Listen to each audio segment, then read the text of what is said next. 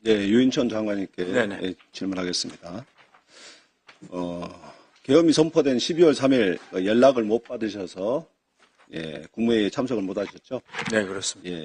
근데 계엄 해제 결의 요구안이 채택된 이후에는 이제 국무회의에 참석하셨죠? 네. 그때 몇 시였습니까? 그때 한 3시, 새벽 한 3시 뭐 한 30분쯤 된 것 같습니다. 예. 그때 혹시 발언하신 건 있으십니까? 뭐 특별한 발언은 없고요. 그냥 계엄 해제에 대한 그 얘기를 국방장관께서 하시고 뭐 이견이 있냐 없냐 물어보고 그냥 해제하는 걸로 다 동의하고 끝난 것 전체 같습니다. 국무위원이 다 동의하셨습니까? 네, 그렇습니다. 예. 그러면 장관님께서는 이 12.3 비상 계엄 선포에 대해서 전 위헌적이고 반헌법적이고 불법적인 것이라 생각하는데 장관님 생각은 어떠십니까? 글쎄요, 저는 뭐 계엄 자체란 그 단어 자체에도 거부감이 있고 만약에 뭐 있어서는 안 될 일이 벌어졌다고 생각합니다. 예, 절차적으로도 이 법이 확실하죠. 반헌법적이고.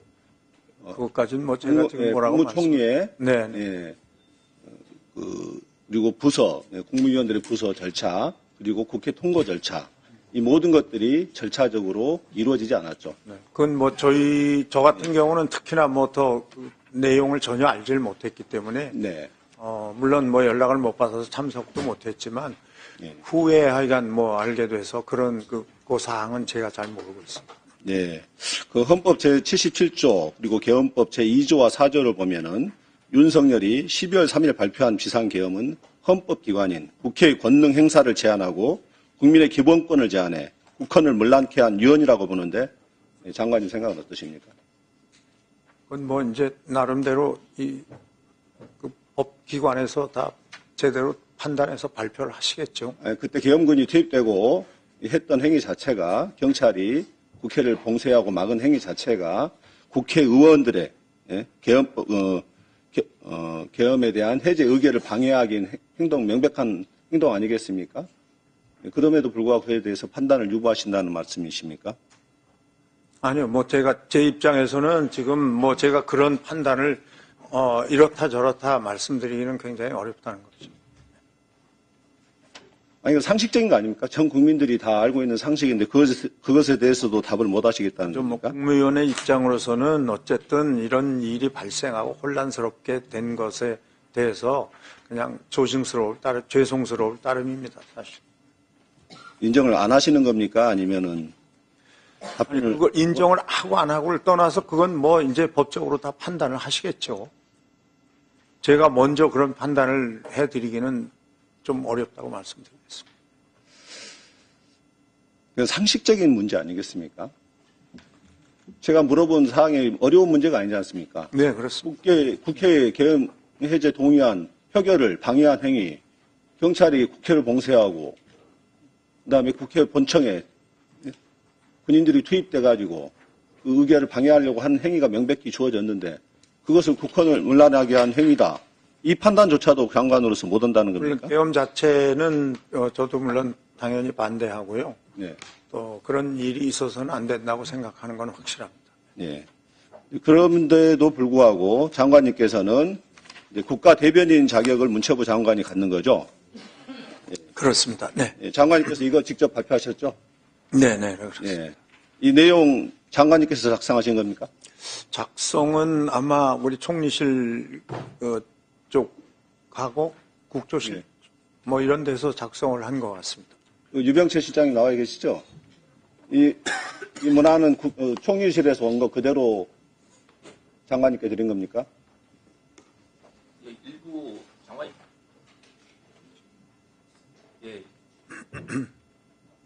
일부 장관님 발표용으로 발표 전에 일부 표현이나 이제 내용만 이제 좀 정리해서 장관님께서 발표하신 겁니다. 어떤 부분을 표현을 바꿨습니까? 뭐 문장이나 뭐 이런 부분이 이제 발표에 좀 매끄럽지 않거나 뭐 그런 부분은 좀 윤문만 했다 이거죠? 그렇습니다. 그러면 장관님 내용에 보면은 국회는 오늘 비상계엄 선포를 막지 못했다는 이유만으로 박성재 법무부 장관과 조지호 경찰청장에 대한 탄핵사추안을 보고하였습니다. 앞서 사임한 이상민 전 행정안전부 장관까지 포함하여 대한민국의 치안과 법무 행정을 책임지는 장관들이 모두 공석이 되어버렸습니다. 비상계엄 선포 전부터 체제의 감사원장을 포함하여 20명 가까운 고위공직자가 연속적으로 탄핵 소추되면서 정부가 정상적인 국정 운영을 하는 것이 어려워졌습니다. 이 부분에 대해서 동의하십니까? 저는 있는 그대로의 사실은 호소한다는 입장으로 말씀을 드린 거니까요.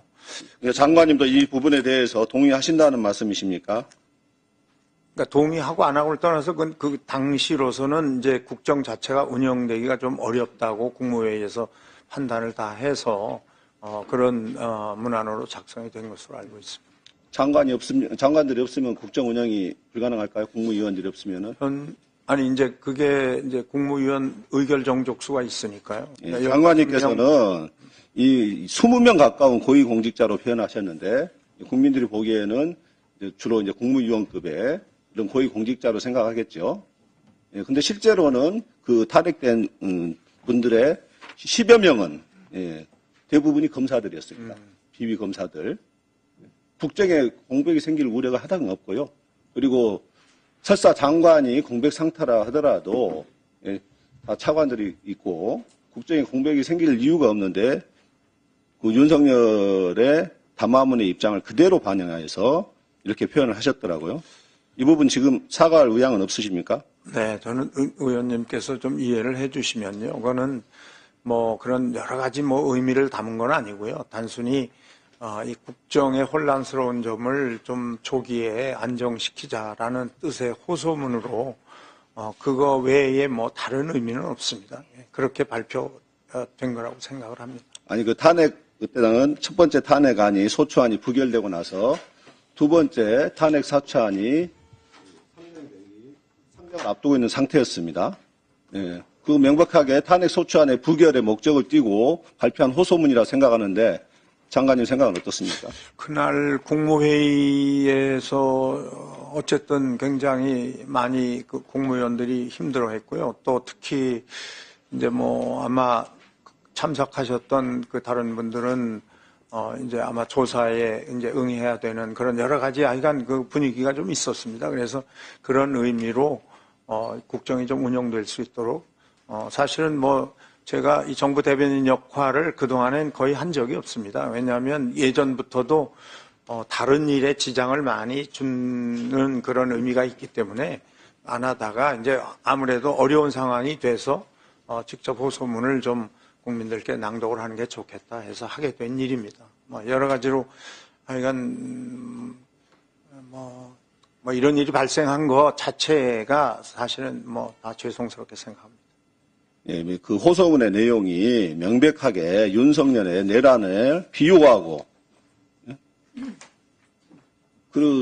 결국 내란 선동에 부합하는 행동을, 발언들이 담겨 있는데 이것에 대해서 본인이 작성하지 않은 것까지는 제가 어느 정도는 받아들이겠는데 그 내용에 대해서 사과할 의향이 없다는 겁니까, 그러면은? 그러니까 그런 의미로 그 호소문을 하게 된 것은 아니라는 말씀을 드리고 싶고요. 그건 단순히 그냥 그것이 그거를 지지하거나 동의를 하려고 한 그런 부분은 아니고요. 그러니까 가능하면 좀 빨리 이 국정이 좀 안정되게 했으면 좋겠다라는 의미로 좀 받아주셨으면 좋겠습니다. 국정 안정을 바라는 의미라 하더라도 윤석열과 똑같은 탄핵에 윤석열이 지적한 게 뭡니까? 탄핵을 주장했고 예산 감액을 지정했습니다. 그 중에 하나를 강력하게 얘기했지 않습니까? 거기에 철저하게 동의하고 부합하는 행위이고 그것에 대해서는 개헌법 규정이 어떻게 되어 있는지 아십니까? 형사소송법 90조에. 모르십니까? 네, 전 잘 모르겠습니다. 네. 거기에도 그 개헌법 형사소송법에 내란죄로 인정이 되고요. 선전선동을 한 경우는 3년이야. 징역에 처한다는 명백한 규정이 있습니다. 알고 계십니까? 잘 모르고 있습니다. 그 상황이 이렇게 심각한데도 아직까지도 파악을 못 하신 겁니까?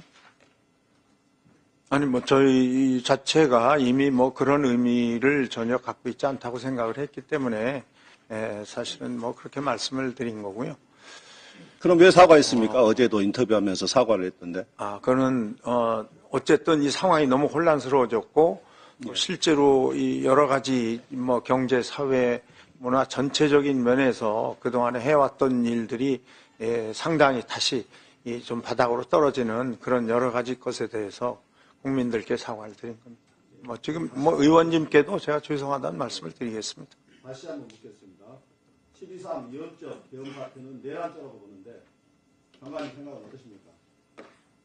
속기록에 남는 거니까 신중히 발언해 주시기 바랍니다. 글쎄요. 저는 뭐 그런 부분을 제가 판단해서 지금 말씀드리기가 어렵다는 것을 좀 이해해 주시기 바라겠습니다. 지금 모든 지금 판단을 저는 상식적인 판단조차도 못하고 있어요. 국회 개헌해제 결의를 막은 국헌 문란 행위가 명백함에도 불구하고 그것조차도 판단을 못한다 그러고 이미 내란 수배로 이미 피의자 신분으로 전환이 돼 있고 조사 중인데 그에 대해서도 전혀 판단을 못하겠다 하시고 국무회의에서는 그 국회 해제됨과 아마 동시에 전달이 돼서 아마 해제가 된 거로 의결이 다 된 거기 때문에 자, 부족한 부분은